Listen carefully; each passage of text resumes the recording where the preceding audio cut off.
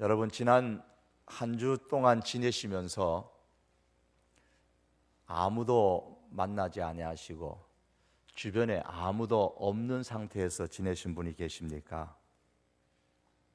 아마 대부분의 사람들은 사람들 속에 둘러싸여서 그렇게 생활하셨을 겁니다. 그것도 많은 사람들에 의해서 말입니다. 사람들이 살아가는 대부분의 삶 속에는 주변에 많은 사람들이 있습니다. 직장을 가도 그렇고요, 운동을 해도, 산에 올라가도, 또 헬스클럽에 가도, 학교에 가도, 학원에 가도, 어디를 가든지 주변에는 사람들이 있습니다. 심지어 오늘 우리가 함께 예배드리러 오는 이 자리에도 사람들이 많이 있습니다. 사람들은 이렇게 사람들과 함께 살면서, 함께 일하면서 그렇게 생활을 합니다. 많은 사람들이 북적거리는 그런 거리를 일부러 나가서 사람 구경하기도 하고, 때로는 어떤 운동 경기에 참여해서 함께 즐기기도 합니다. 이제 사람들과 만나는 것이 오늘 우리들에게 있어서는 큰 문제가 되지를 않습니다. 그런데 이구동성으로 하는 말이 외롭다라는 겁니다. 현대인들의 고백 가운데 하나가 외로움을 느낀다는 거예요. 왜 그럴까요? 알고 지내는 사람의 수가 몇 명인가가 문제가 아니라는 겁니다. 주변에 많은 사람들이 있다는 것이 문제가 아니라는 겁니다. 중요한 것은 제대로 아는 사람이 없다는 것이죠. 사람은 본래 혼자 홀로 고독한 상대로 살도록 창조되지를 않았습니다. 우리는 관계적인 존재로 창조되어졌습니다. 모든 사람은 자신의 타고난 배경과 자신의 그 기질에 따라서 다양한 사람들과의 관계적인 필요를 가지고 살도록 만들어졌습니다. 아무 연고도 깊은 관계도 없이 홀로 외롭게 살아가면서 의미 있고 기쁨이 충만한 삶을 살아가는 사람은 우리 주변에 아무도 없습니다. 그러나 불행하게도 많은 사람들이 관계적 존재로 태어났음에도 불구하고 스스로 외로움을 선택해서 쓸쓸하게 갇혀서 살아가는 그런 사람들이 현대에 의외로 많이 있습니다. 예컨대 현대인들은 일상생활의 그 긴장과 분주함으로부터 도망쳐서 집으로 돌아오면은 사람들과의 어떤 더 나은 만남보다는 TV가 놓여있는 거실 속으로 도피하기에 바쁩니다. 길고 힘든 하루를 보내고 나서 출퇴근의 그 전쟁까지 치르고 나니까 더 이상 사람들과 만나서 말을 섞고 싶지 않다라는 그런 심정들을 많은 사람들이 토로합니다. 그러나 그런 일들로 통해서 우리 자신도 모르게 점점 예기치 않는 상호작용을 피하기 위해서 외로운 공간으로, 외로운 집안으로, 외로운 방 안으로 스스로 숨어버림으로 통해서 군중 속에 고독을 경험하고 외로움과 고독을 느끼면서 살아가는 사람들이 점점 많아지고 있습니다. 그러나 이런 모습은 하나님께서 사람을 창조하실 때에 의도하셨던 본래의 모습이 결코 아닙니다.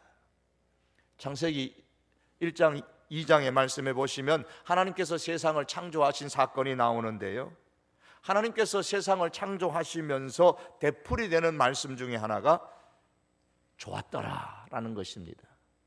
그리고 마지막 날에 사람을 창조하시고 나서는 거기에다가 더 빨간 펜 긋고 파란 펜 긋고 까만 펜 그어가면서 심히 좋았더라, 별 5개를 붙여서 5스타 별을 붙이면서 사람의 창조에 대해서 하나님께서 대단히 기뻐하셨습니다. 그런데 잠시 있다가 다시 한번 가만히 살펴보니까 다 괜찮은 것은 아니더라는 겁니다.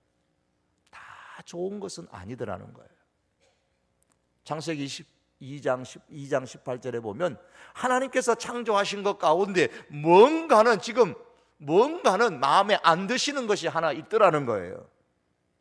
여호와 하나님이 이르시되 사람이 혼자 사는 것이 좋지 아니하니. 다 좋았더라 사람을 창조하시고는 매우 좋았더라, 심히 좋았더라고 하신 하나님께서 상세히 들여다보니까 아담 혼자 살아가는 것이 좋지 않았다고 하셨습니다. 이 말씀은 결혼의 때에만 적용되는 말씀이 아닙니다. 다른 사람들과 올바른 관계를, 의미 있는 관계를 맺는 것에 대한 중요성에 대해서 말씀하고 있는 겁니다.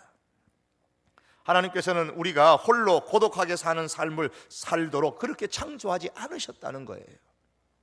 홀로라든가 고독이라는 말은 하나님의 자녀들을 묘사할 때는 사용되어져서는 안 되는 단어라는 말입니다. 하나님은 우리를 만드실 때 다른 사람들과 가치 있고 의미 있는 관계를 추구하면서 살도록 그렇게 창조하셨습니다. 그런데 흥미로운 것은 하나님께서 이 말씀을 하셨을 때에 사람이 혼자 사는 것이 좋지 아니하구나 이렇게 하나님이 말씀하셨을 때에 그때에 그 시점은 인간이 죄를 지은 시점이 아닙니다. 인간이 하나님께 불순종하고 죄를 짓고 난 다음에 하나님이 인간을 볼 때에 사람을 보니까 마음에 들지 않는구나, 좋지 않구나 이렇게 말씀하신다면 충분히 이해가 됩니다. 그러나 지금 이 말씀을 하신 그 상황은 아담이 하나님 앞에 전적으로 순종할 때입니다. 어떤 죄도 아담 가운데 없었을 때입니다. 다시 말하면 아담이 하나님과 완벽하게 친밀한 관계를 유지하고 있었을 때입니다. 하나님과 친밀함 속에서 기쁨을 누리고 있었을 그런 때입니다. 하나님과의 관계에서 전혀 문제가 없는 때였습니다. 그럼에도 불구하고 하나님께서 사람을 볼 때에 좋지 않다 그렇게 말씀하신 겁니다.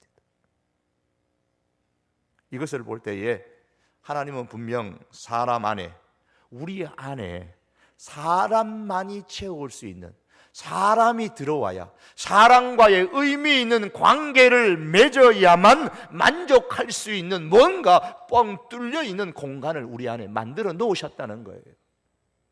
그렇지 않다면 하나님과 아주 친밀한 관계 속에 있는 아담을 보시면서 왜 좋지 않다고 하셨겠습니까?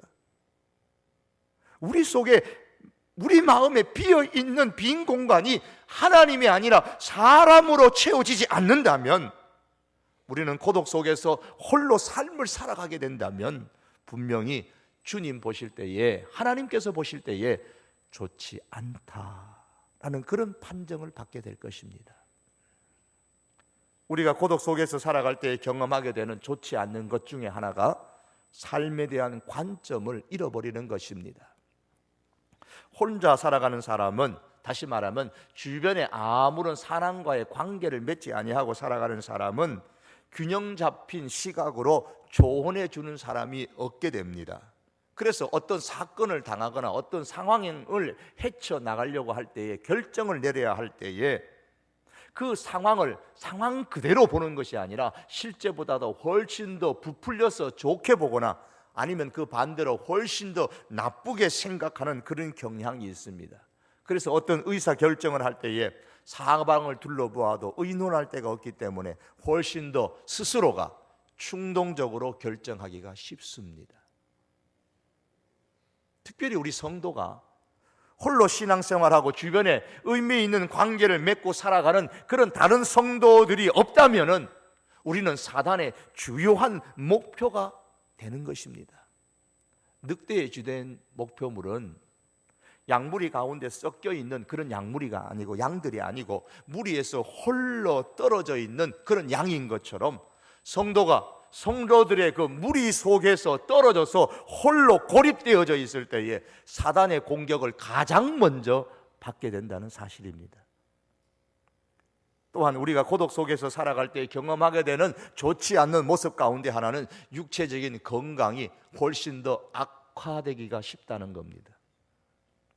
혼자 살아가는 사람들은, 즉 다른 사람과의 관계를 맺지 아니하고 살아가는 사람들은 관계 속에서 살아가는 사람들보다 질병이나 건강 악화에 노출될 위험성이 훨씬 더 많다는 그런 연구 결과 보도들이 있습니다. 존 오트버크라는 사람은 9년 동안에 7천여 명의 사람들의 삶을 추적하면서 사람의 관계에 대해서 연구를 했습니다. 그 연구 결과에 책으로 그렇게 냈는데 이렇게 이야기를 합니다.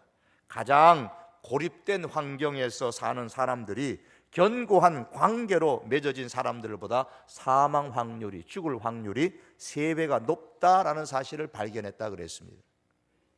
또한 흡연이나 건강하지 못한 식사 습관, 비만이나 음주처럼 해로운 건강 습관을 가진 사람이 견고한 사회적 관계 속에서 그렇게 살아갈 경우에 훌륭한 건강 습관을 가지고 있지만 고독한 삶을 살아 관계없이 혼자 살아가는 사람들보다 훨씬 더 오래 살았다라는 그런 연구 결과를 냈습니다. 좋지 못한 건강 습관이에요. 건강 습관이 별로 안 좋아요.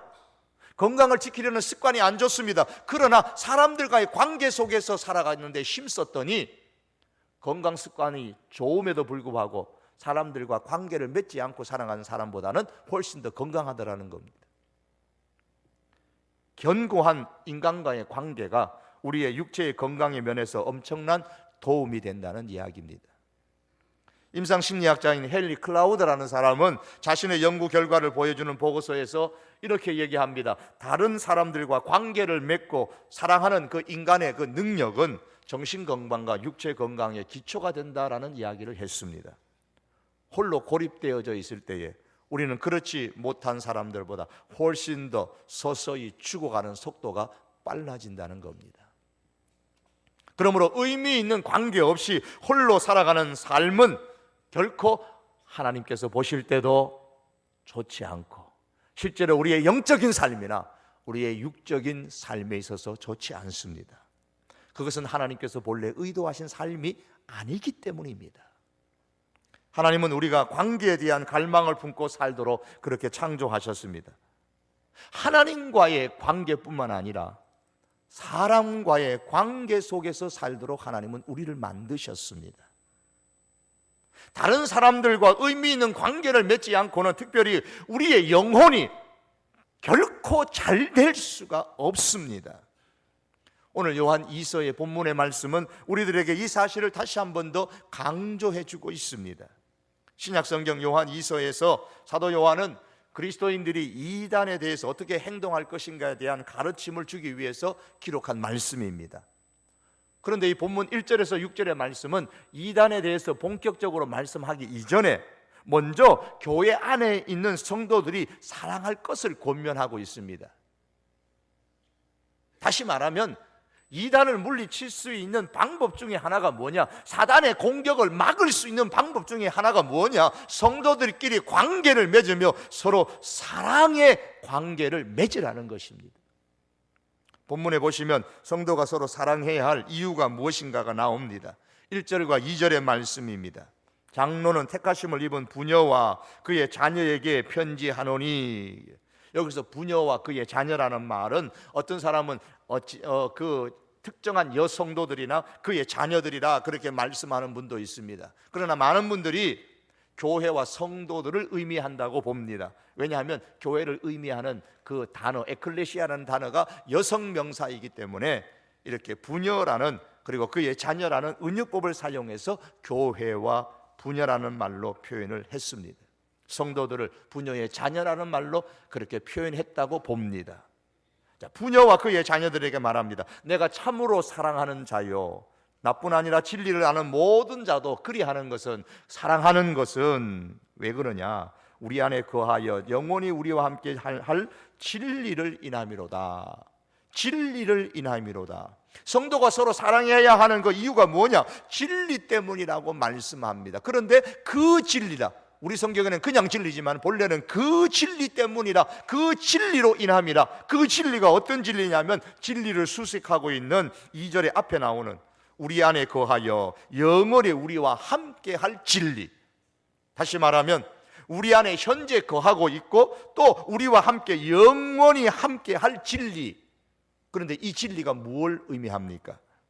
성경에 보시면 하나님의 말씀이 진리입니다. 저희를 진리로 거룩하게 하옵소서. 하나님 아버지의 말씀은 진리니이다. 예수께서 가라사대 내가 곧 길이요 진리요, 예수님 그분이 진리입니다. 내가 아버지께로서 너희에게 보낼 보혜사 곧 아버지께로서 나오는 진리의 성령이 오실 때에 성령님이 진리입니다. 우리가 사는 이 시대는 절대적인 진리를 부정하는 시대지만은 그러나 성경은 분명히 하나님의 말씀이 진리요, 예수님이 진리요, 성령이 진리라고 말씀합니다. 그런데 오늘 본문이 말씀하는 이 진리는 그 중에서도 하나님의 말씀을 의미합니다. 그 내용이 이제 5절과 6절에 가면 그 진리를 계명이라는 말로 다시 표현을 합니다. 즉 말씀이라는 것입니다. 우리가 이 진리를, 이 말씀을 우리 안에 두고 이 말씀에 따라서 서로 사랑하는 삶을 살아라. 그럴 때에 어떤 결과가 주어지느냐? 3절의 말씀처럼 은혜와 긍휼과 평강이 하나님 아버지와 그의 아들 아버지 예수 그리스도로부터 함께 있으리라. 누구에게? 진리와 사랑 가운데서 우리와 함께 있으리라. 은혜와 긍휼과 평강이 우리와 함께 있으리라. 진리와 사랑 가운데 있을 때에, 진리를 우리 안에 두고 진리를 따라 서로 사랑하며 살아갈 때에 은혜와 평강이, 긍휼이 우리와 함께 있다고 말씀합니다. 우리는 하나님의 은혜를 원하고 하나님의 자비하심, 하나님의 긍휼을 원하고 하나님의 평강이 우리 심령과 우리 가정에 있기를 원합니다. 어떻게 할 것입니까? 진리와 사랑 가운데 거하라.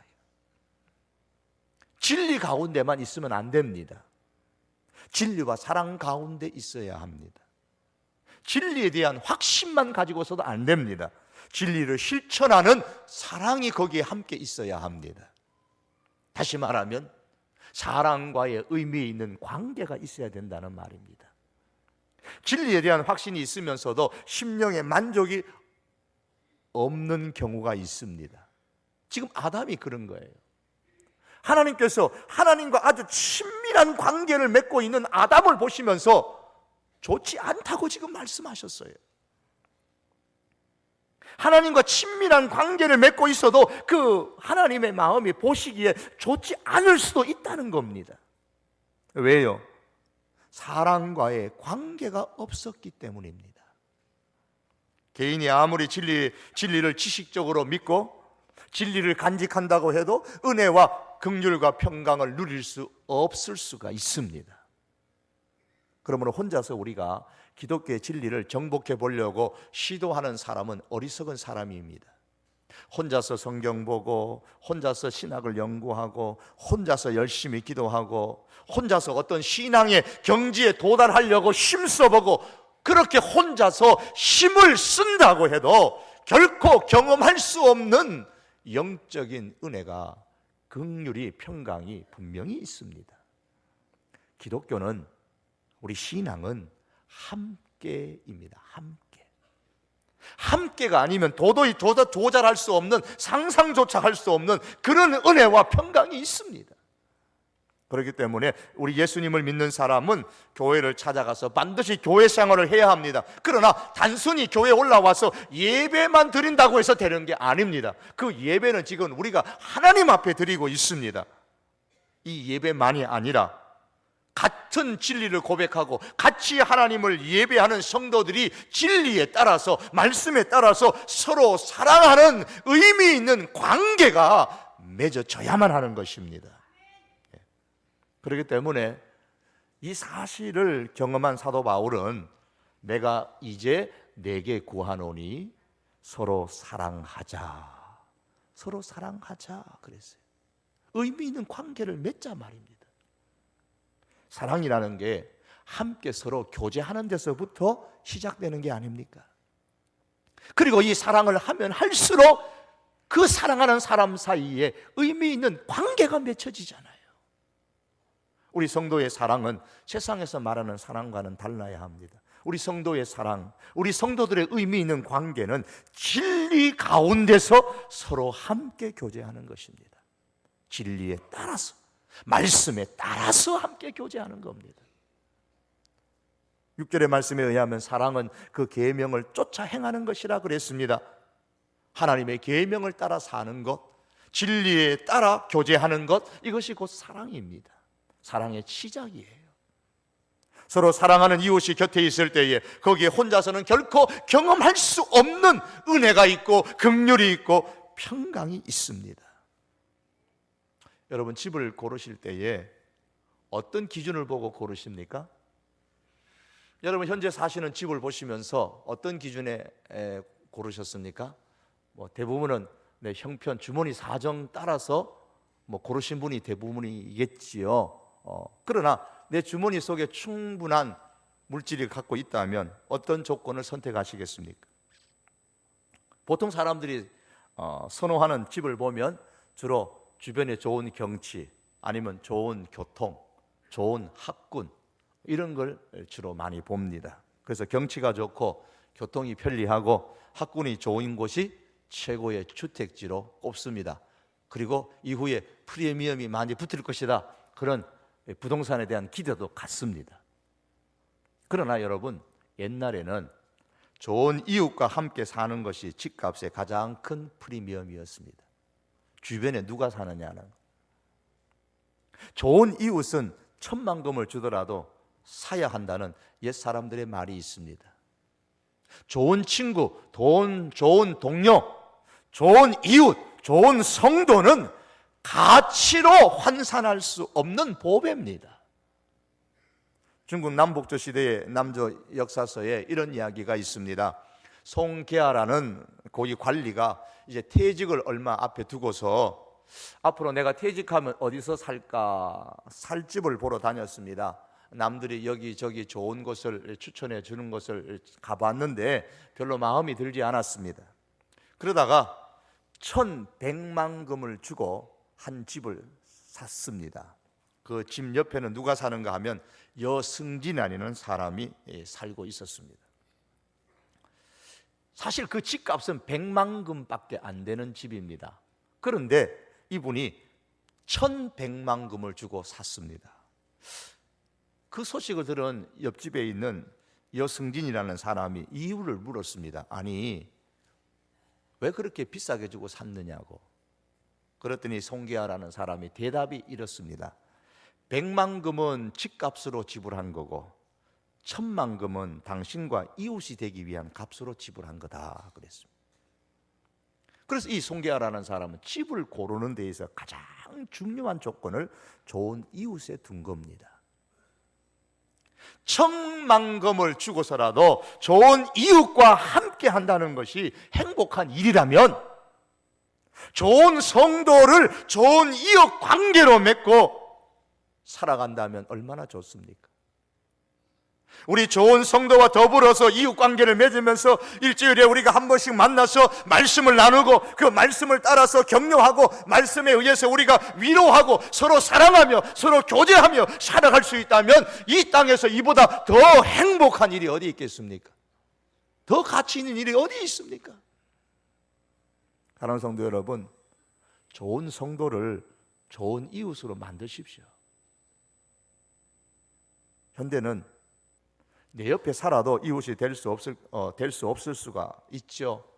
한 아파트에 옆집에 산다고 이웃이 되는 건 아니에요. 좀 떨어진 곳에 살아도 매주마다 만나서 말씀으로 서로 교제한다면, 서로 진리에 따라 말씀에 따라서 서로 사랑을 나눈다면 정말 좋은 이웃이 될 수 있습니다. 1,000만 금이 아니라 이것은 나의 조금만 더 하는 수고를 보태면, 나의 애씀을 조금만 더 보태면 우리 성도들을 의미 있는 관계를 가진 좋은 나의 이웃으로 만들 수가 있습니다. 그렇게 된다면 얼마나 이것이 수지 맞는 일입니까? 우리에게는 이제 한 50개의 부부 소그룹도 있고 남성 소그룹도 있고 여성 소그룹도 있고 내가 원하는 데는 어느 곳에든지 가입할 수가 있습니다. 이 소그룹에 여러분께서 우리가 가입을 해서 좋은 우리 성도 교회의 성도들을 나의 좋은 이웃으로 만드시기를 바랍니다. 여기에 은혜가 있고 긍휼이 있고 평강이 더해집니다. 성경은 말씀하기를 평소 옆에서 붙들어줄 사람이 없는 사람에게는 화가 있을 것이라 그랬습니다. 전도서 4장의 말씀이에요. 반면에 두 사람이라도 함께 누우면 따뜻하고 두 사람이면 능히 이길 수가 있고, 그러나 나 홀로의 인생은 춥습니다. 나 홀로의 인생은 이길 수가 없습니다. 나 홀로의 인생은 그래서 불행합니다.